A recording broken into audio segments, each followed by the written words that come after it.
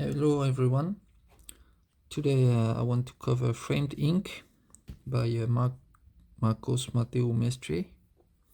So lately, as I've been covering storyboarding, like the Arcane anime, and I want to cover other movies and anime and deepen my understanding and capacity of storytelling and share that on YouTube with you guys. So I want to talk about this book. You may know about it already. I think it's a very important book for storyteller and directors, people who want to do movies or animation or whatever, storytelling. And it's a very useful book with very strong images to illustrate the points made. So it covers atmosphere, lighting. So the book is really generous in explanation and a clear and in-depth study, you see, of different kind of way of doing things.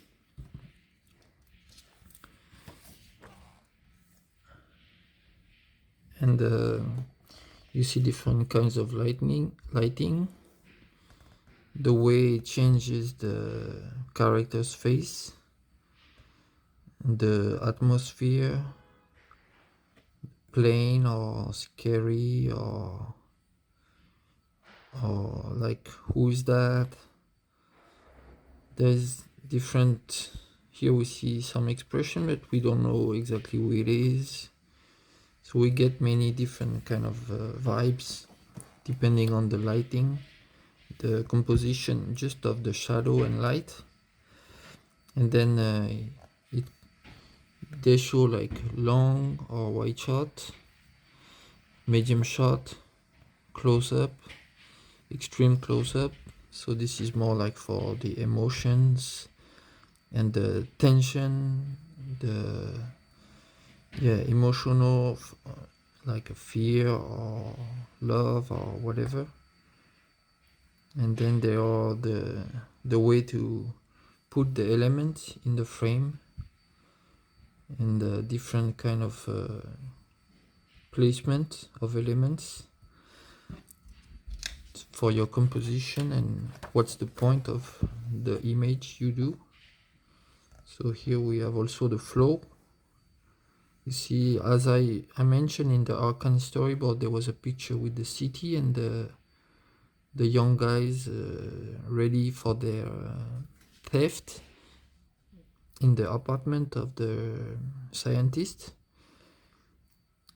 And you see the cloud are usually used with some kind of wind effect to bring the eye to the subject. Here you have the window that is used as a focal point. So the drawing itself, the elements, they are used to guide the eyes of the viewer. You have size difference, perspective, the main characters look direction, screen direction, reinforcing the action with the background. Here we have a lighting. So yeah, we're gonna focus on the face here. We have lines also. So the lines of the cloud here is the lines of the landscape. So you can use your own world as way to focus on something. Avoid tangencies and weird coincidence. Yeah, that I mentioned also in Arcane. You see, like the face character is like framed within the house. It doesn't go over, it doesn't go below. It's just it's just weird, you know. Or the palm tree is just behind the girl, so it looks like she has some kind of hat or something. So this is also weird. So you have to put it over or under something that, you know, makes clear that things are not like flat, but they are overlapping. It's important. And when we begin, sometimes we are afraid to hide something or to put something over something else because we think, oh, I've drawn that, so it has to show, it has to be seen. But no, storytelling is about focusing on what's important in the image, and the rest is secondary, you know. So these are some, like, I think the viewpoint, what you look at, and lens, yeah, that we won't go too much into, but we see some example.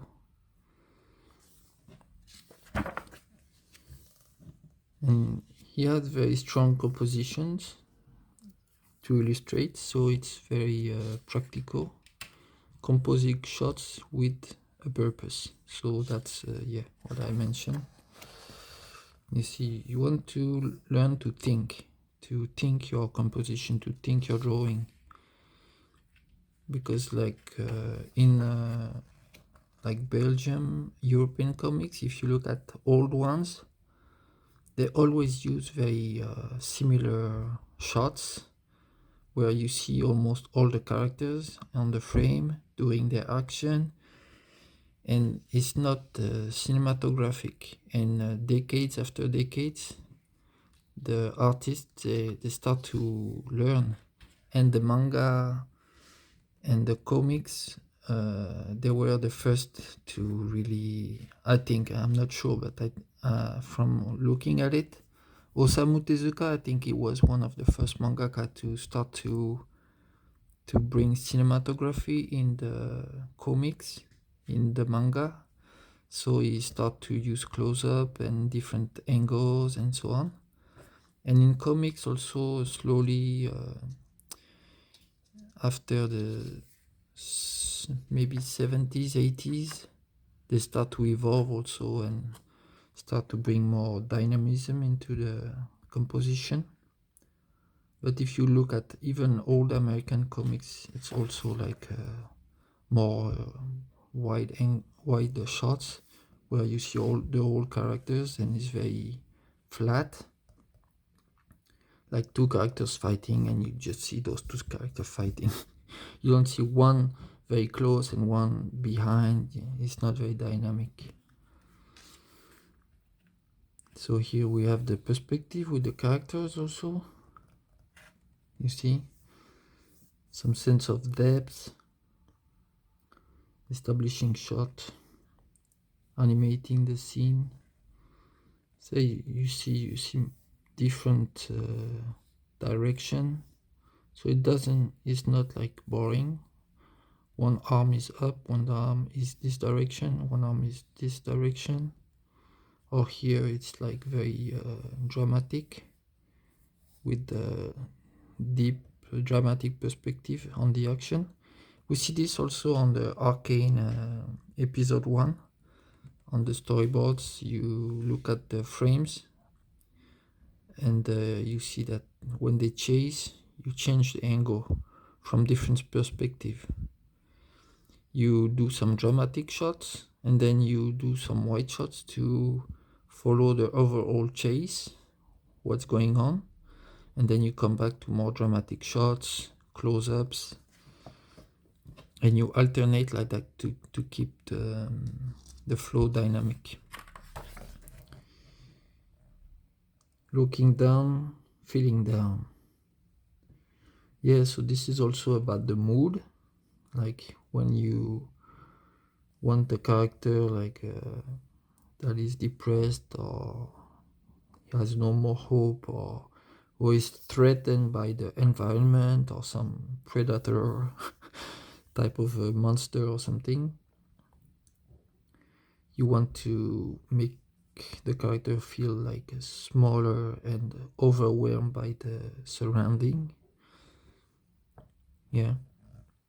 And the opposite is from the a little bit below or very much below, and you feel like for example here the guy is a little bit dominating the environment. He feels confident and stronger. Or here you see it's the city itself that is very dominating. It's like the character of the frame. The city is very taking all the space, and it's like maybe the characters just arrive in the city and it's like, whoa. Using the negative space. So this is both a very good composition skill and also energy saving skill because you can just remove a lot of the frame and don't have to draw much in it if you use a strong shadow or thick wall or something. And we have different examples. So you can frame one character and block the space. You see like 1, 2, 3, but the first character blocks a lot of the space. Order versus chaos. Complex versus simple.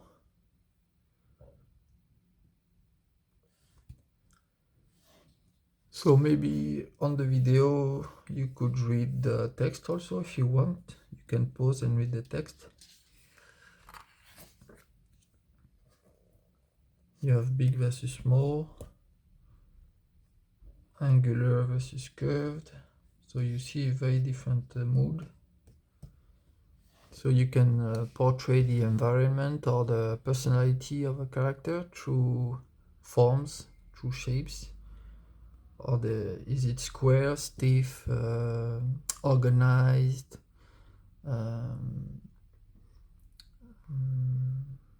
like vertical,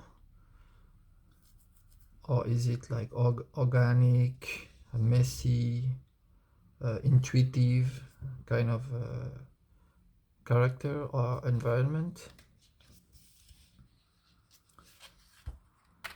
Also here you feel like maybe this character is a threat, maybe is coming closer, and his body language is maybe aggressive or something, so you feel threatened. And here you don't feel threatened. It's like the girl is chilling and she's just looking calmly from far.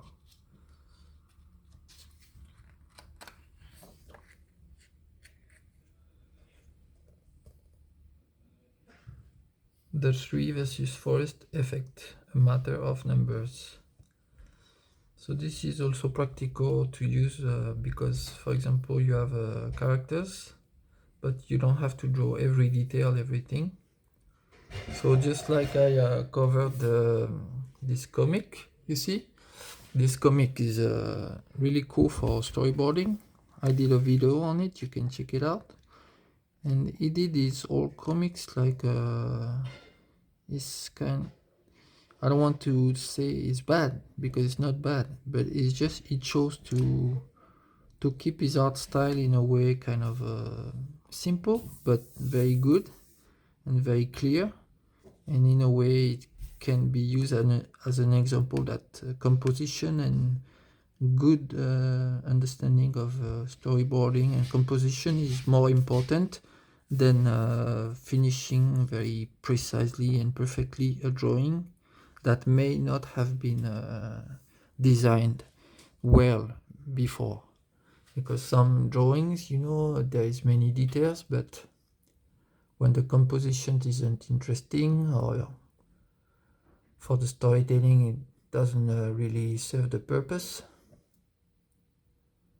So sometimes the art is really good, but the composition doesn't bring the technical skill of the artist in a way that is really showing his potential that may be there but not show because of bad composition. So technical skills should be also channeled and used and enhanced by knowledge about composition and planning and working through the composition. So you use your techniques in a much better efficient way for the product, the final product. So for example here, you don't have to draw every character in the background perfectly. You can use shadow or other effects, or just leave it like in manga. They don't do the detail faces of all the characters in the background usually.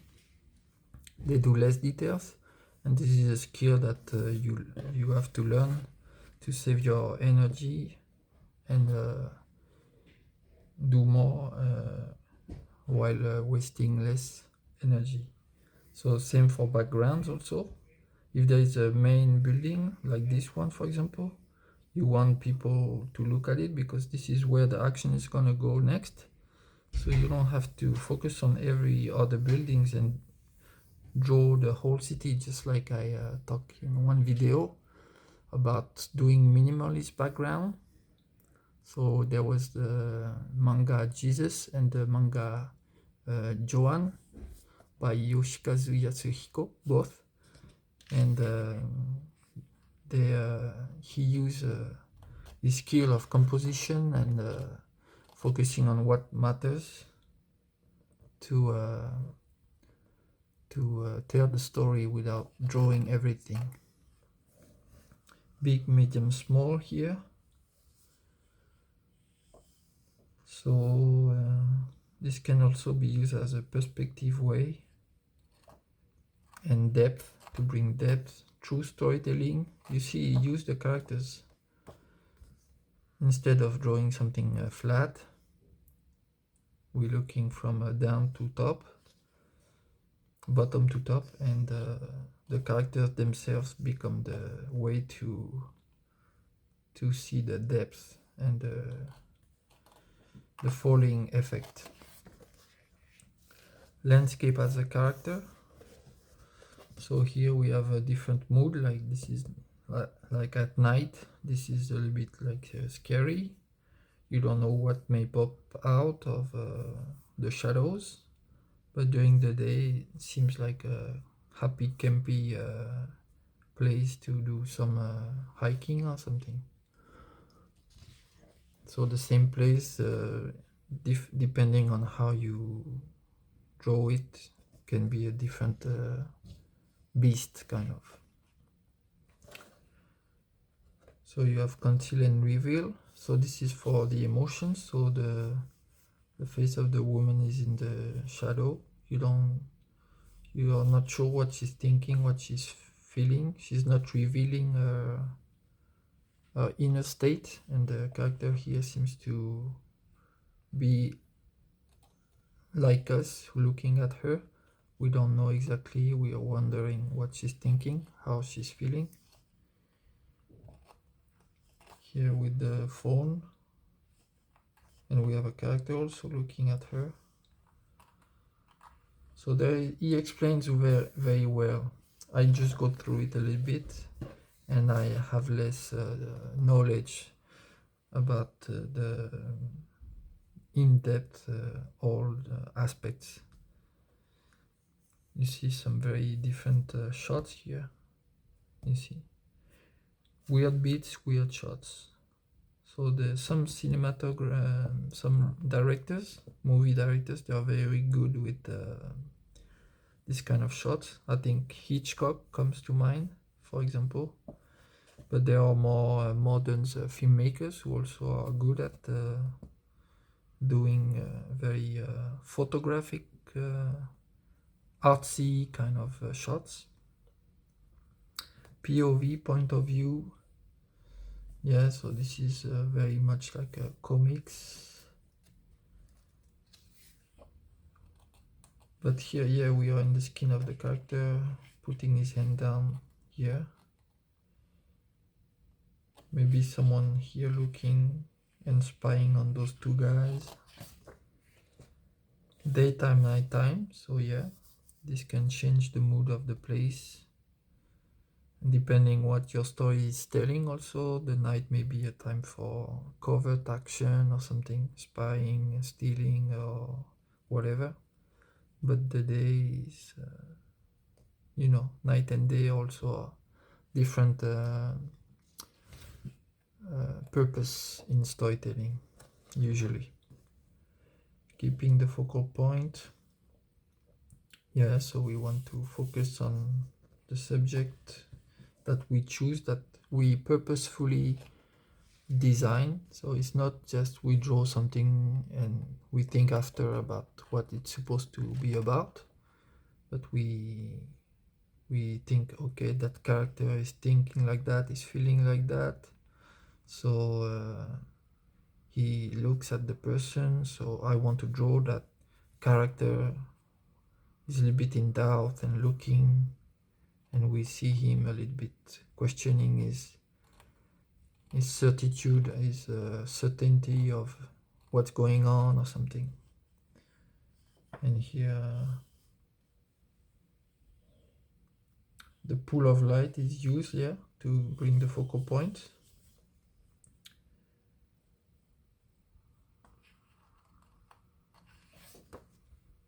Scale progression. So scale progression also like big and small. So the monster is big because the characters are small also. It's kind of dumb to say, but this is a tool to use in storytelling to make things more dramatic. A huge spaceship with many monsters coming out. Yeah, knowledge versus unawareness. So these guys, they know where they're going and they are ready. And here the guy is looking at the screen, but he doesn't know what is coming from behind him. So you see everything is thought. It's not a random composition. Beyond the standard of point of interest. So this is more about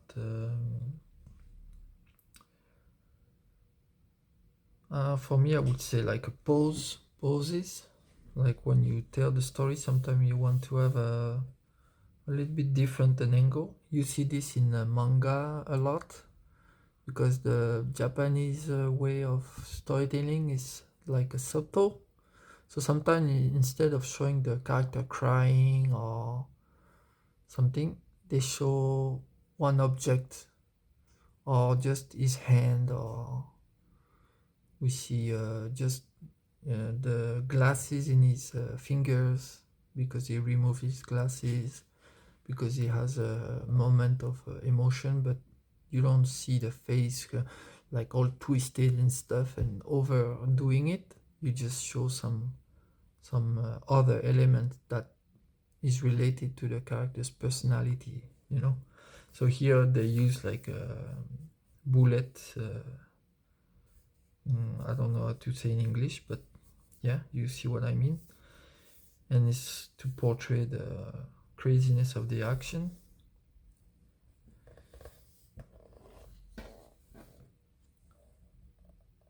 And here they say, consider depicting an encounter between a spy and his contact who have never seen each other before. So they have a specific signal or piece of clothing or item to be worn by one of them. The best option would be to concentrate on that signal or item and to exclude faces, expressions, architecture, or other surrounding elements in the frame that might just get in the way of understanding that. As an audience, now we are the spy looking for that marker, adding to the tension of the moment by fully identifying with him. This also allows us to focus more on the contrast between the impatience of the waiting one versus the calm of the other. Yeah, so this is very specific, but yeah, if we are in the story and we know what they're supposed to look for to identify each other, then yeah, that can be used as a way. So we have action shots. So it's very dynamic. We see that a lot in American comics, like people overstretching and twisting.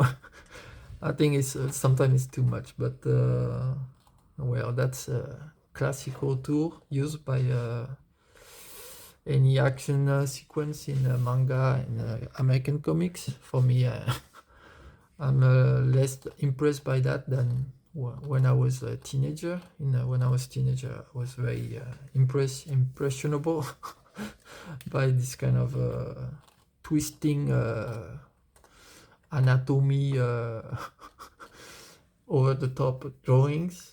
But nowadays it seems a little bit stereotypical for me, so I prefer the style and the mood over the bombastic, over the top poses. See, here is a very nice shot with the lines, very strong lines, and this reminds me of the comics here.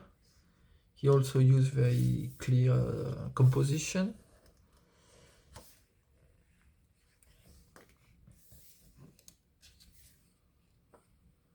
So here we have a different point of the encounter. This reminds me of a Chinese movie.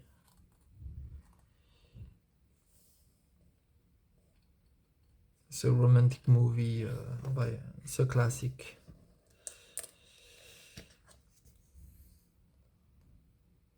Here also we have different frames, but different a little bit mood. Like you see, like here they may be waiting to board the ship, and then now they're on the ship. They're looking up. They have hope for the future, and now slowly they arrive, and you see the Statue of Liberty. So they are migrants arriving in USA back in the days. I'm not sure people arriving now, they're also they're also hopeful when they arrive, but back in the days they saw the prospect of a new life and opportunities and a fresh start and so on. Here you have different, you see,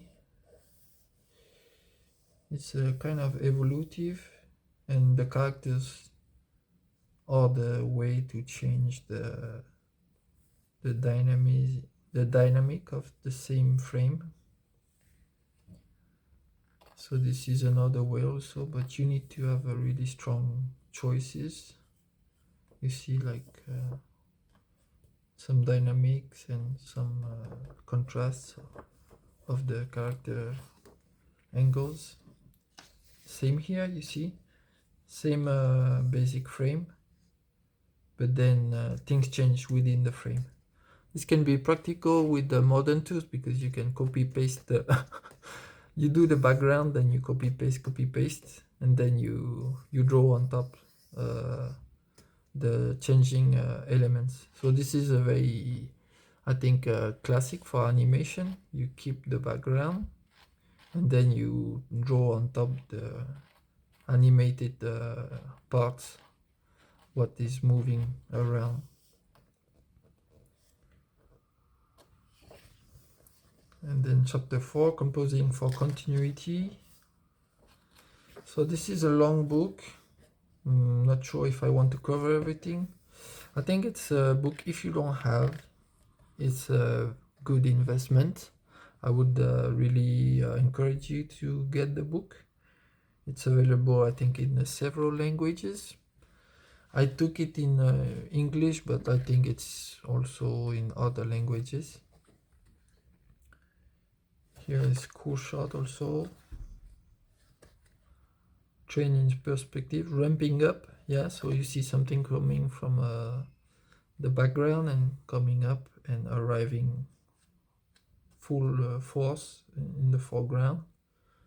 So this can be used also if you think about a sequence in your story with something arriving like an asteroid or a bicycle, a car, a train, something moving, a bird, an animal, a monster, whatever. You can use this kind of evolutive shot. Using the same elements, we can deliver very different messages. So in that frame, we have the guy on the horse, we have the landscape, but we could focus on the landscape here, which is somewhere here, I think,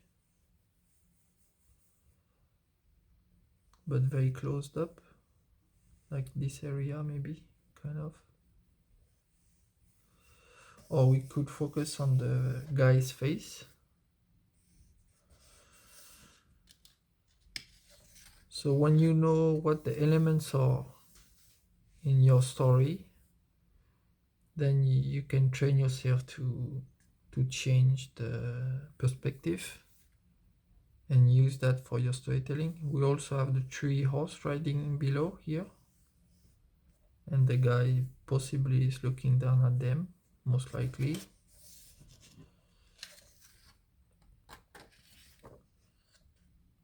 Here we focus on the three guys. Here we focus on the gun of the main character. Then we look at him aiming down at the three horsemen. And here is more dramatic. And here's a counter angle to this angle.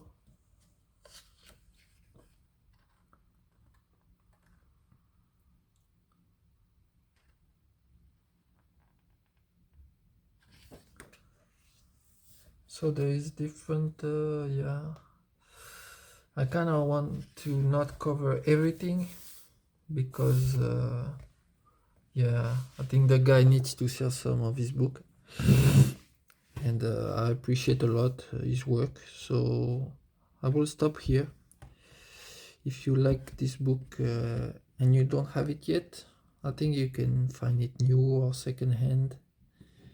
And it will be a very nice tool in your shelf, on your shelf to progress and to even look back and check again sometime, or before you start a project, you read it, you go through it again and do some sketching, you work with your story, and you use this book as a tool to brainstorm for your story and for your storyboard. So you have it on the side while you do your storyboard and your studies, and this is a very good tool. So thank you for watching. Please like and subscribe if you are not subscribed, and so on. It will help the channel. And have a good day, and see you later.